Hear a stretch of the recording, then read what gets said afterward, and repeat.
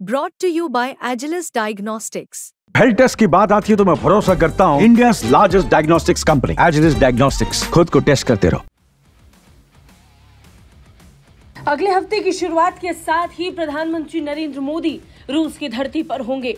रूस में ब्रिक्स सम्मेलन का आयोजन है और ब्रिक्स की बैठक में हिस्सा लेने के लिए भारत के प्रधानमंत्री अपने दोस्त पुतिन के न्योते पर जा रहे हैं। लेकिन उससे पहले प्रधानमंत्री नरेंद्र मोदी को लेकर पुतिन ने जो कहा उसे सुनना चाहिए।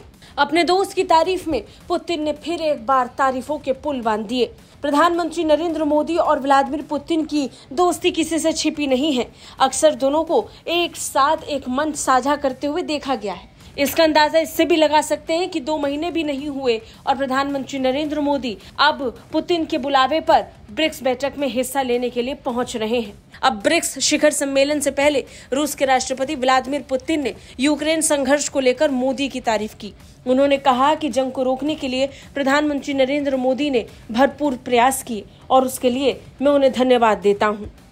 Prime Minister Modi, while talking with His Excellency over the phone, each time he raises this matter and expresses his considerations, and we are grateful to him for that. रूसी राष्ट्रपति ने कहा कि ब्रिक्स का उद्देश्य किसी भी देश के खिलाफ नहीं है। प्रधानमंत्री नरेंद्र मोदी का नाम लेकर पुतिन ने कहा कि ब्रिक्स एक पश्चिम विरोधी समूह नहीं बल्कि गैर पश्चिमी समूह है।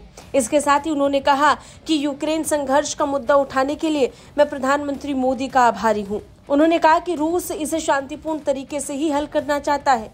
हमने नहीं बल्कि यूक्रेनी पक्ष ने बातचीत को रोका है। प्रधानमंत्री मोदी से बातचीत के दौरान वो हर बार इस मुद्दे को उठाते हैं और अपने विचार रखते हैं। इसके लिए हम उनके आभारी हैं।